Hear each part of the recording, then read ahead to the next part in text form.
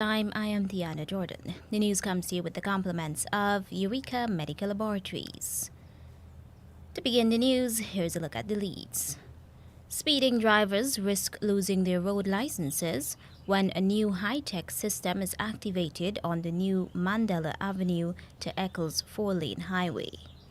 Opposition leader Aubrey Norton is chiding the government for ignoring civil society. A woman has been charged with attempting to murder a 4-year-old girl. In regional news, Barbadian authorities are yet to consider whether schools will reopen to face-to-face classes due to rising COVID numbers. For the international news, we'll bring to you the latest news bulletin from the BBC World Service. The details of these and other stories will be coming up right here in just a moment. Don't let the fear of contracting the coronavirus disease deter you from seeking the medical care you need. At Eureka Labs, we ensure the safety of our clients and staff with our rigid sanitization routine.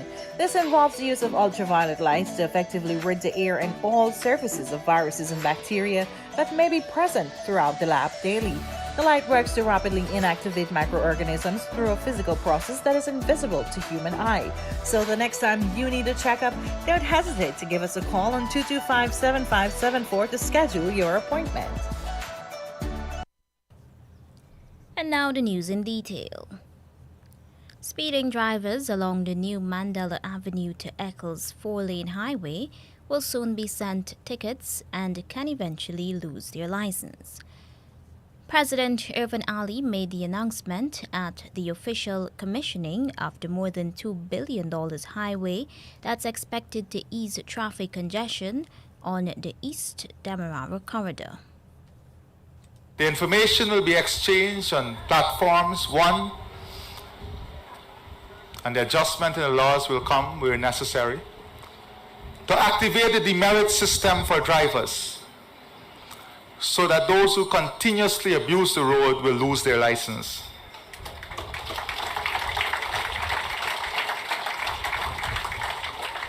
So this is the new feature on this highway. And you can't accuse anyone, any police officer, of shooting a gun, the speed gun, and tell the man he set the speed gun and then shot the vehicle speed.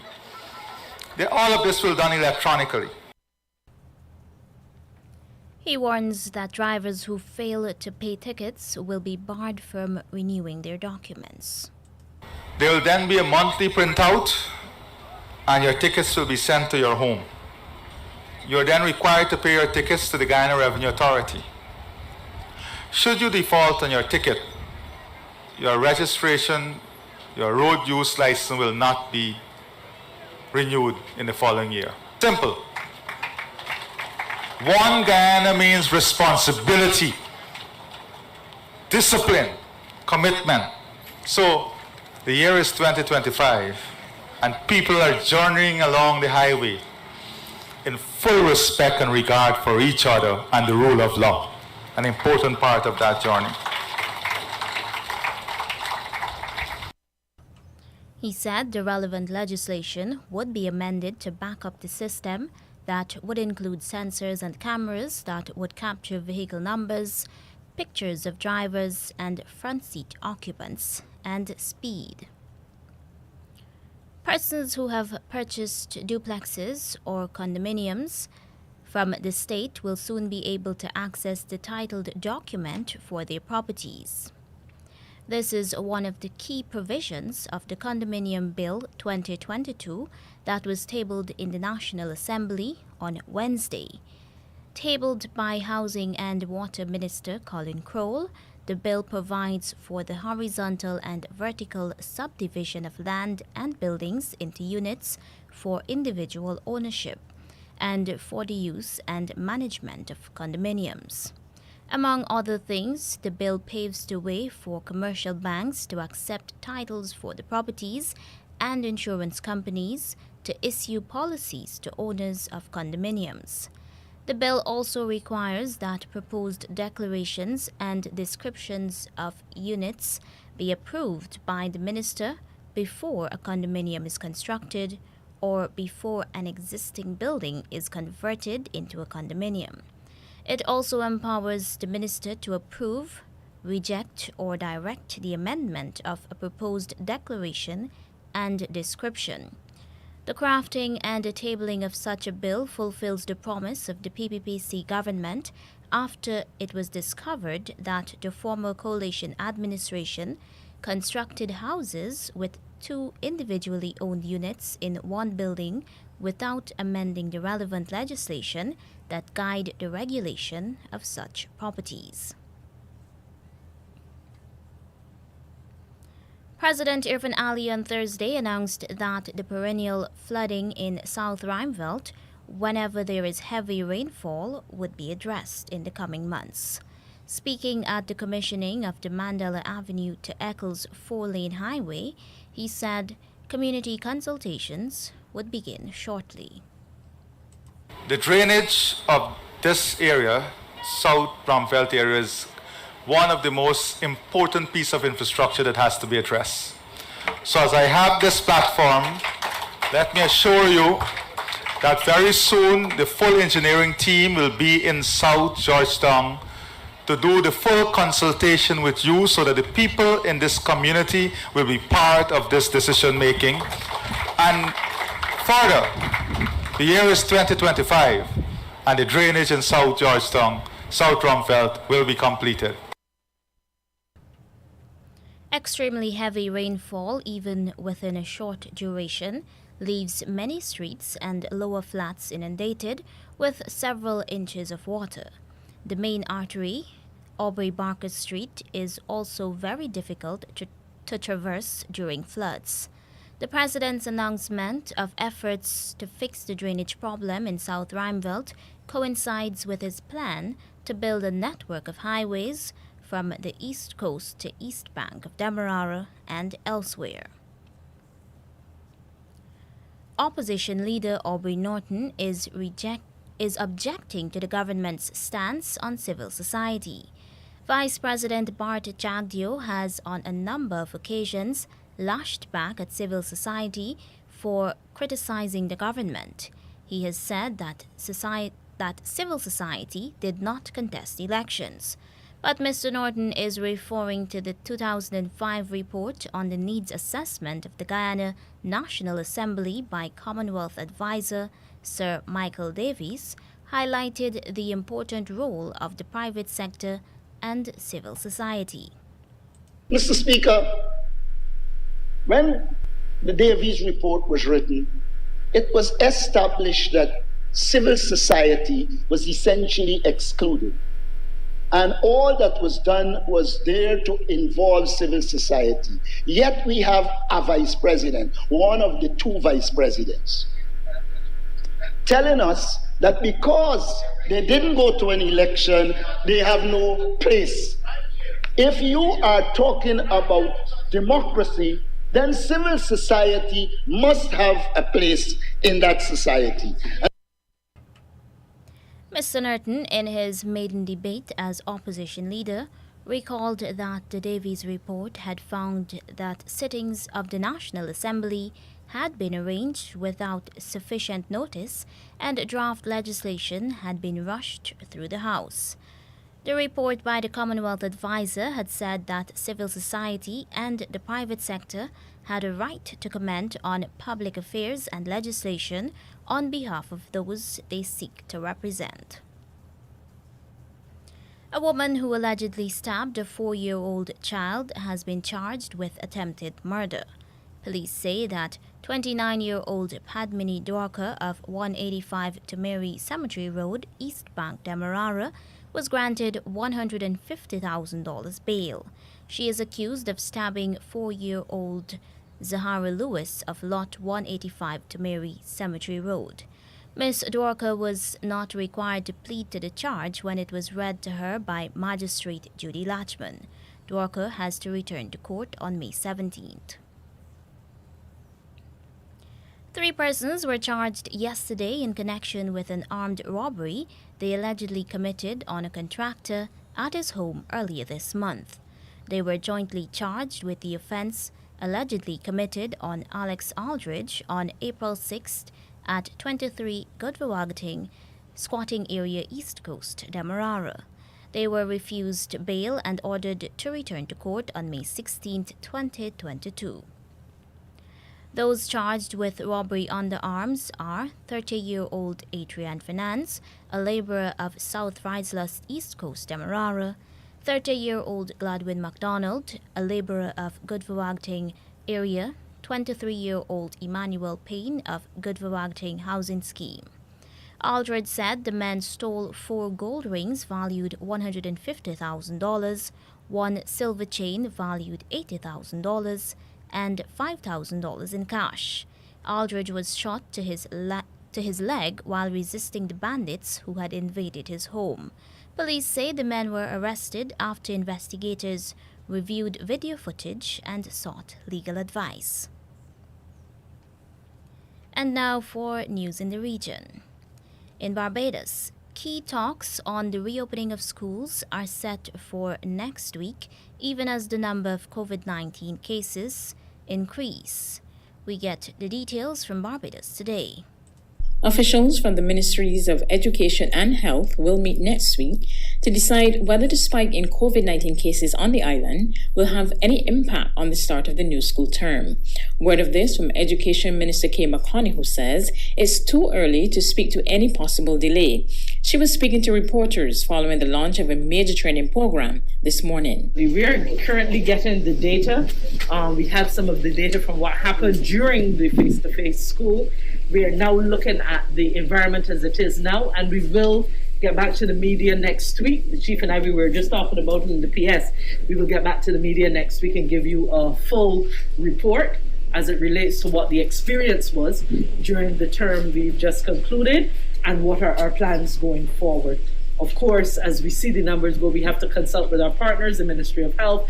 We have to also consult with our other partners in education as well, as we seek to decide what next and what best. But I think what we also have to remember is we are now in a situation where we have to learn to live with COVID. And now we have to figure out how to live with it safely, responsibly, and in a way that will ensure that we keep as many people alive, but at the same time, we balance that with our objectives as it relates to education.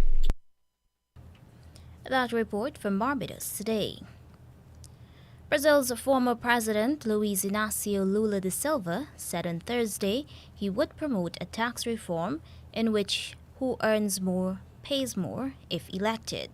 He also mentioned in a speech that his administration was known for meeting inflation goals at a moment when high consumer prices affect incumbent Jair Bolsonaro's popularity.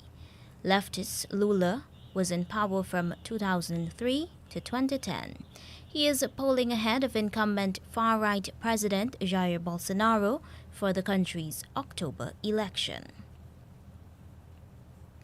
Trinidad and Tobago's education authorities are investigating complaints of inappropriate behavior by teachers. More from CNC3. Online classes may have given rise to an increase in indecent interactions between teachers and students.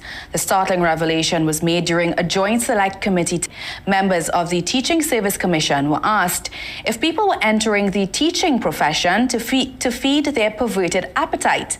According to Martel Waldron, while the number of reports of inappropriate action between teachers and students were yet to be processed, the findings have been disturbing. A reality that we are faced with.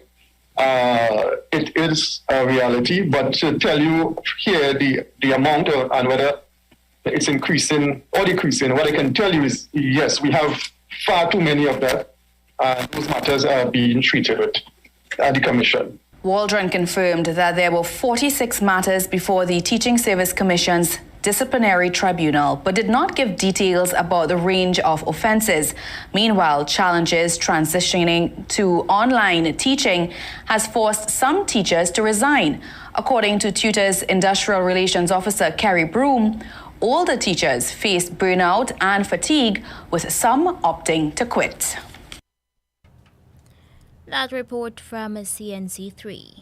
And now for the international news, here's the latest news bulletin from the BBC World Service. BBC News. Hello, this is Jerry Smith. Russia says its sea-based cruise missiles have struck a factory in Kyiv which produces anti-ship missiles, including the type which, according to Ukraine, hit Russia's flagship, the Moskva. The cruiser went down on Thursday as it was being towed to port. Jenny Hill in Moscow says the sinking of the Moskva is a blow to Russia. This is a significant and humiliating loss for Vladimir Putin, who has repeatedly insisted that his special military operation in Ukraine is going according to plan. Unsurprisingly, perhaps, Russian state media isn't dwelling on the loss of the pride of the Black Sea Fleet. Outlets which report it at all stick to the statement issued by the authorities, who say that the warship was significantly damaged after a fire and explosions on board, and subsequently sank in stormy seas as it was being towed back to port. They have not addressed Ukraine's claims that its missiles destroyed the cruiser. At least 150 Palestinians have been injured in clashes with Israeli police early this morning in Jerusalem's Al-Aqsa Mosque compound. More than 100 Palestinians were arrested. The Israeli Prime Minister Naftali Bennett is holding an emergency security meeting. India says Egypt, which is one of the largest importers of wheat from Ukraine and Russia, has now approved India as a supplier. It follows a sharp decline in availability of the grain due to the Ukraine war. Here's Lipika Pelham. India's Commerce Minister Piyush Goyal said that Indian farmers were feeding the world and that the government stepped in as the world was looking for reliable alternative sources for steady food supply. Delhi said Egypt was looking to buy 1 million tons of wheat from India. As the Ukraine war continues, India's wheat exports have increased to more than $1.7 billion in the first quarter of this year, compared to just $340 million in the same period last year. Senior executives from a number of major Chinese companies have warned that the coronavirus lockdown in Shanghai could soon have an impact on China's economy. There are particular fears for the manufacturing sector. Stephen McDonnell reports. Parts of China's manufacturing sector might soon have to close, at least temporarily, because companies can't get essential components from locked-down Shanghai. The president of electrical vehicle manufacturer Xiaopeng has warned of considerable disruption. He Xiaopeng said if work doesn't start again in Shanghai during May, potentially all automobile factories across the country might have to stop operating. Yu Chengdong, customer services chief executive at tech giant Huawei, also warned that all tech-based industrial companies linked to Shanghai's supply chain could stop production if work doesn't resume in the lockdown city next month. News from the BBC. The two remaining contenders in the French presidential election, Emmanuel Macron and Marine Le Pen, have both condemned as shocking the pay awarded to a leading industrialist. Carlos Tavares, the head of the car maker Stellantis, will earn $20 million for last year. One estimate says his pay could eventually amount to $70 million. President Macron said new rules were needed across the EU against excessive pay. His challenger, Marine Le Pen, has suggested that more employees should become shareholders. The United States has agreed to sell military equipment worth nearly $1 billion to Nigeria to strengthen its fight against armed groups. Washington says it will improve security in sub-Saharan Africa. Ishaq Khalid reports. The U.S. Defense Security Cooperation Agency says Nigeria had requested to buy the military equipment, including 12 attack helicopters and advanced precision kill weapon system. But the process is expected to take at least 5 years, including the training of Nigerian military personnel on the use of the equipment and on human rights to avoid harming civilians. Nigeria is struggling to tackle violence by extremist groups such as Boko Haram and the so-called Islamic State West Africa province, as well as worsening attacks by armed criminal gangs who carry out killings and kidnappings for ransom. Police in Zimbabwe say 35 churchgoers have been killed in a bus crash. More than 70 others have been injured. Reports say the bus was carrying members of the Zion Christian Church who were on their way to an Easter service on Thursday. One of Spain's most iconic Easter processions has returned for the first time since the start of the pandemic. Crowds thronged the streets of the southern city of Seville for La Madruga, the dawn, in which people wear pointed black hoods and carry a float of Seville's famous Virgin Mary Macarena statue. And that's the BBC News. The news came to you with the compliments of Eureka Medical Laboratories. A COVID-19 PCR test is now mandatory for many routine activities, including travel and return to work purposes. At Eureka, our trained and experienced staff will ensure confidentiality while your test is conducted in a professional and timely manner with results in just 48 hours. So the next time you require an efficient and hassle-free PCR COVID-19 test, call 624-8378, 608-8378, or 623-7233 to schedule your appointment. You can also ask about our house call testing service. Here now is a recap of the leads. Speeding drivers risk losing their road licenses when a new high-tech system is activated on the new Mandela Avenue to Eccles 4-lane highway. Opposition leader Aubrey Norton is chiding the government for ignoring civil society. A woman has been charged with attempting to murder a 4-year-old girl. In regional news, Barbadian authorities are yet to consider whether schools will reopen to face-to-face classes due to rising COVID numbers. And that's the end of the news.